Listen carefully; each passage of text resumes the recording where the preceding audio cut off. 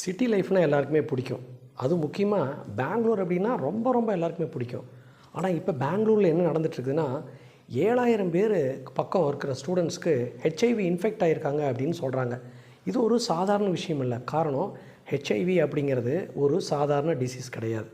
Human immuno deficiency virus அப்படிங்கிறது தான் அதனுடைய ஃபுல் ஃபார்ம்.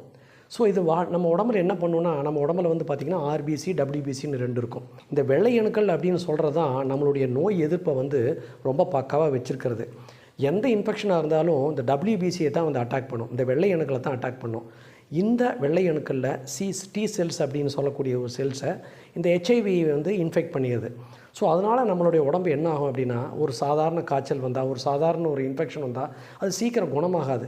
ஸோ இந்த ஹெச்ஐவியை கண்டுக்காமையே விட்டால் என்னங்க சார் ஆகும்? கண்டுக்காமையே விட்டால் அடுத்தது எய்ட்ஸ் அப்படிங்கிற ஒரு நோய் வந்துடும். ஸோ இதில் வந்து பார்த்திங்கன்னா எய்ட்ஸில் நிறைய பேர் வாழ்ந்துட்டுருக்கிறவங்களாம் இருக்கிறாங்க. But it's a long medical process. So இதுக்கு முன்னாடி இந்த ஹெச்ஐவி அப்படிங்கிறது ஏன் பெங்களூர் போன்ற சிட்டியில் பரவுது அப்படின்னு முதல்ல நம்ம தெரிஞ்சுக்கணும். அங்கே இருக்கக்கூடிய சோஷியல் லைஃப் தான், பப்ளிக் லைஃப் தான். ஸோ நார்மலாக சிட்டி அப்படிங்கிறப்ப வந்து பார்த்திங்கன்னா நிறைய பாப்புலேஷன் இருக்கும், க்ரௌடட் பாப்புலேஷன். அப்புறம் வந்து ஈவினிங் கல்ச்சரு, பப் கல்ச்சரு, சோஷியல் கேதரிங்கு, சோஷியல் கிஸ்ஸிங்கு, அப்புறம் பாதுகாப்பு இல்லாத வைத்திருக்கக்கூடிய ஒரு உடல் உறவு, இன்டர்கோர்ஸ் வச்சுக்குது. இந்த மாதிரி நிறைய விஷயங்கள் வந்து ஹெச்ஐவி பரவுறதுக்கு வந்து வாய்ப்பு இருக்குது. ஸோ இப்போ இருக்கிற யங்ஸ்டர்ஸை பற்றி சொல்லவே வேண்டாம். ரொம்ப ஒரு கேர்ஃப்ரீ லைஃபு, டிசிப்ளின் இல்லாத லைஃப் போனதுக்கான ஒரு ரிசல்ட் தான் இவ்வளோ பேருக்கு ஹெச்ஐவி பாசிட்டிவ் ஆகிருக்கு அப்படிங்கிறது தெரிய வருது. ஸோ தெரிய வந்தோடனே கர்நாடகா கவர்மெண்ட் என்ன பண்ணிடுச்சு, ஹெச்ஐவி டெஸ்ட் அப்படிங்கிறது வந்து 18 to 25 இயர்ஸ் உள்ளவங்களுக்கு எல்லாத்துக்கும் பண்ணணும் அப்படின்னு வந்து ஒரு சர்க்குலர் ஒன்று விட்டுருச்சு. இருந்தாலும் இது வந்து ஒரு மேண்டேட்ரி கிடையாது, ஒரு ஆப்ஷனல் தான் அப்படின்னு வந்து சொன்னாலும் எல்லாருமே வந்து பயந்து போய் இந்த டெஸ்ட்டை வந்து பண்ணிக்கலாம் அப்படின்னு சொல்கிறாங்க. இதுக்கு முன்னாடி இன்னொரு விஷயம் தெரிஞ்சுக்க வேண்டியிருக்கு. ஹாஸ்பிட்டலில் நீங்கள் அட்மிட் ஆகி ஒரு சர்ஜரி பண்ணுற மாதிரி இருந்தால் சீராலஜி அப்படின்னு சொல்லிவிட்டு ஒரு சீரீஸ் ஆஃப் டெஸ்ட் எடுப்பாங்க. அந்த டெஸ்ட்டில் இந்த எய்ட்ஸ் இருக்குதா, ஹெச்ஐவி இருக்குதாங்கிறது ஒன்று இருக்குதா அப்படிங்கிறதெல்லாம் வந்து பார்ப்பாங்க.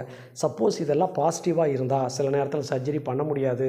சில நேரத்தில் சர்ஜரி பண்ணுறதுக்கு எக்ஸ்ட்ரா காசு, அதுக்கு ப்ரொடெக்டிவ் கியர்லாம் போட்டு பண்ணணும்.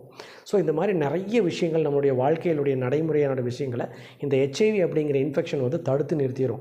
ஸோ இதுக்கு முன்னாடி நம்ம தெரிஞ்சுக்க வேண்டிய விஷயம் என்ன அப்படின்னா, நம்ம எவ்வளவு சேஃபான ஒரு லைஃப்பை ரன் பண்ணணும், சோஷியல் கேதரிங்கில் எதை பண்ணணும் எதை பண்ணக்கூடாது அப்படிங்கிறப்ப இருக்கக்கூடிய ஜென்சி இளைஞர்கள் கண்டிப்பாக தெரிஞ்சுக்கணும். படித்தா மட்டும் பத்தாது, லட்சம் சம்பாதிச்சா மட்டும் பத்தாது, ஹாய்ன்னு கத்துனா மட்டும் பத்தாது. ஹெல்த் அப்படிங்கிறது ரொம்ப முக்கியம்.